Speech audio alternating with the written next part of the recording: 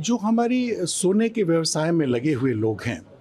चाहे वो ज्वेलर्स हों, चाहे एएससीज हों या मिंट वाले हों, रिफाइनरी चलाने वाले लोग हों,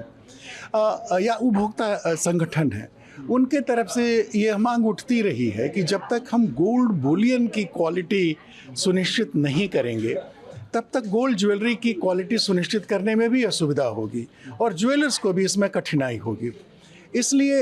इस दिशा में जो शुरुआती कदम उठाए गए हैं, उनमें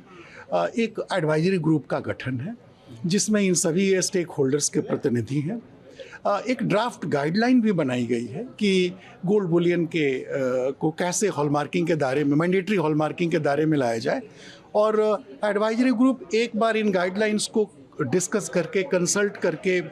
जब फाइनल ड्राफ्ट का रूप दे देगी, तो फिर हम उसे वाइडर कंसल्टेशन के लिए भेजेंगे और जो आम राय बनेगी उसके अनुसार ये हॉलमार्किंग के नियम तय किए जाएंगे। तो गोल्ड ज्वेलरी को लेके क्या फैसला किया गया है कि 31 मार्च के बाद जो है जी नहीं, अल्फा न्यूमेरिक कोड नहीं होता था, वो ज्वेलरी अब नहीं बिक सकेगी, मतलब उसका बिकना अवैध हो जाएगा। और यह निर्णय उपभोक्ताओं के हितों को ध्यान में रख के लिया गया है। जितने भी हमारे स्टेक होल्डर्स हैं, उनके साथ कई दौर की वार्ता के बाद, कंसल्टेशन के बाद लिया गया है, और ये उपभोक्ताओं के हित में है। इसलिए कि सबसे बड़ा फ़ायदा जो अल्फ़ा न्यूमेरिक कोड का या HUID का है कि BIS उपभोक्ता कहीं भी चेक कर सकते हैं कि गोल्ड ज्वेलरी ऑथेंटिक है कि नहीं है। BIS के लोग तय कर सकते हैं कि इस गोल्ड ज्वेलरी को किसने मैन्युफैक्चर किया, किस AHC ने इसको हॉलमार्क किया। तो अगर कभी भी कोई शिकायत आती है तो उसकी जांच तुरंत की जा सकती है। तो इसके फ़ायदे ही फ़ायदे हैं, और मुझे लगता है कि ये एक बहुत बड़ा निर्णय है सरकार का, जिससे उपभोक्ताओं को बहुत मदद मिलेगी। उपभोक्ताओं के मन में एक ये सवाल भी है, जो क्योंकि सोने के गहने जो है लोग रोज भी खरीदते हैं, तो जो पुराने गहने रखे हुए हैं जिसमें जो हॉल मार्किंग नहीं है या जो पुरानी हॉल मार्किंग है 4 डिजिट वाली, तो वो उनके लिए कोई दिक्कत तो नहीं आएगी? हाँ, जब आपको याद होगा, जब हम लोगों ने मैंडेटरी हॉल मार्किंग 1 जून 2021 को लागू किया था, उस समय भी इस तरह की शंकाएं व्यक्त की गई थी। तभी हमने बताया था कि ज्वेलरी चाहे अनहॉलमार्क्ड हो या पुराने हॉलमार्क वाली हो,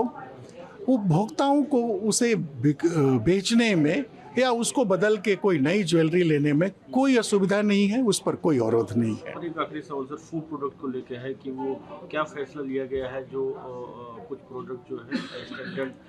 FSSAI को ट्रांसफर किए गए? जी, अब मैं आपको बताना चाहूँगा कि सरकार लगातार यह कोशिश कर रही है कि स्टैंडर्डाइजेशन और सर्टिफिकेशन के क्षेत्र में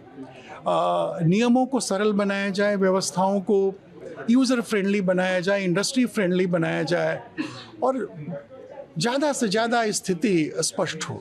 इसलिए यह निर्णय लिया गया कि फूड प्रोडक्ट के स्टैंडर्ड अब चूंकि पहले FSSAI और BIS दोनों बना रहे थे, अब केवल FSSAI बनाएगी, और इस तरह के 439